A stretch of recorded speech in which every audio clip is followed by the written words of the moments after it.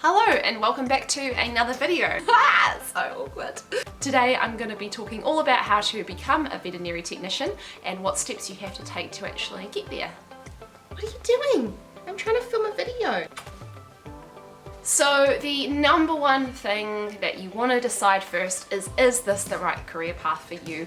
Have you researched veterinary technicians enough? Have you worked out what the pay in your area, your country is? Is the career something that you're going to enjoy? Do you actually know what being a veterinary technician or being a veterinary nurse entails? The best way to decide that, because no one knows for sure until you're actually in a vet clinic, is to ring up local vet clinics in your area and ask them whether you'd be able to come in and do some shadowing or some placement.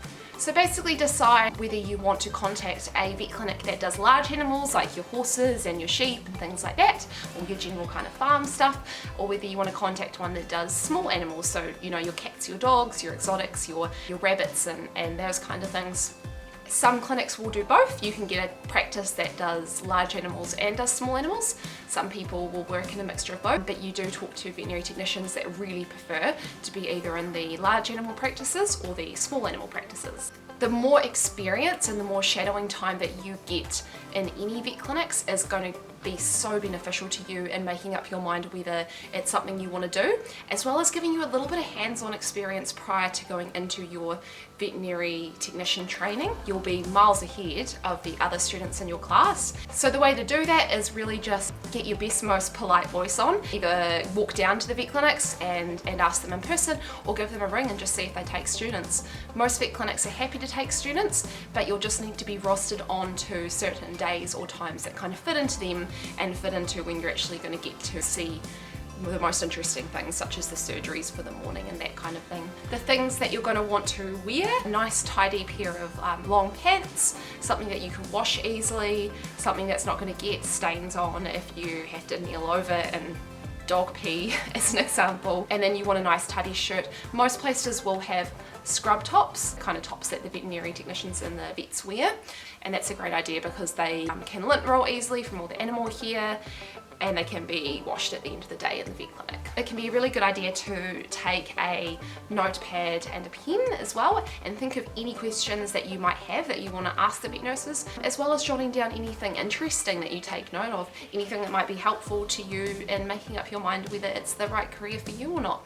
Remember that when you go and shadow at a vet clinic, to be really polite, really helpful. It may just be that if they have a bit of downtime and you're not really watching anything and there's nothing to really see, just go out the back and do a bit of washing for them. If you see a dirty table, wipe it down, because that's what's going to make you stand out as a student, and that's what's going to make them happy to have you back for any future placements when you actually enroll on a course or not. You want to be the best version of yourself when you go into those vet clinics, and remember that they're taking time out of their day to have you and to put time into you and helping you learn. So the next step is you've had your placement time at the vet clinics, you've decided that it is something that you really want to be doing. Now you've got to decide whether you want to do your course full-time or part-time. When you do it full-time, you're obviously going to get it done quicker, but it can be a lot of study and sometimes you might not be able to keep the full-time job you're already in. So that's when a part-time course might suit you better.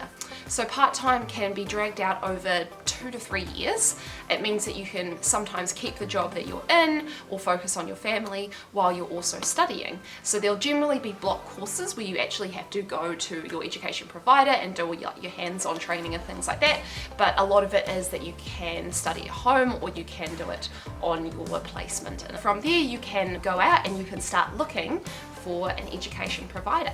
So there's a few things you want to think about. Does it offer you either the full-time that you want or the part-time that you want?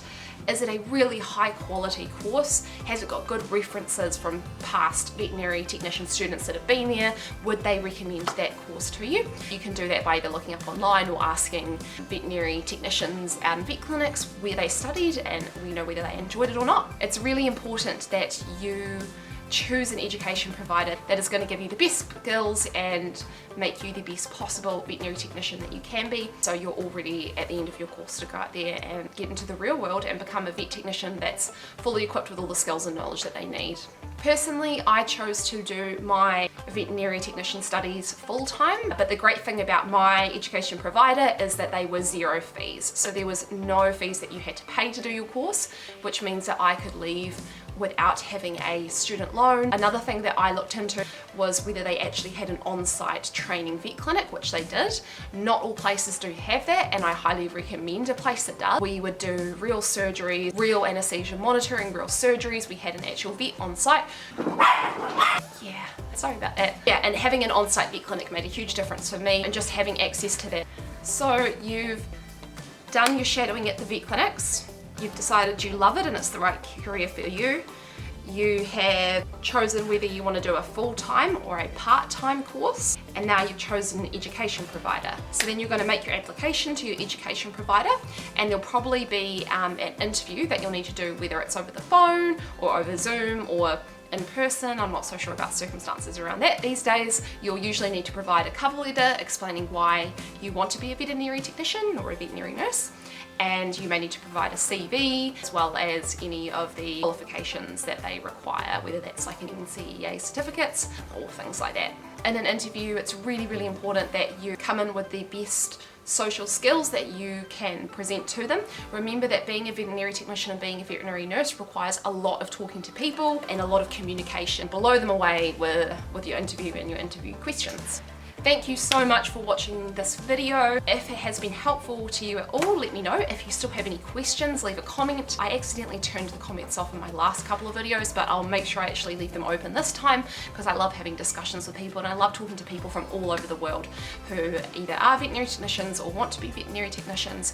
It's so exciting that you're on this journey to becoming one if you aren't already. So congratulations, and yeah, I hope it's been somewhat helpful.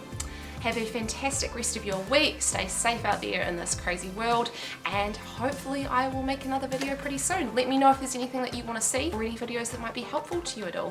Bye!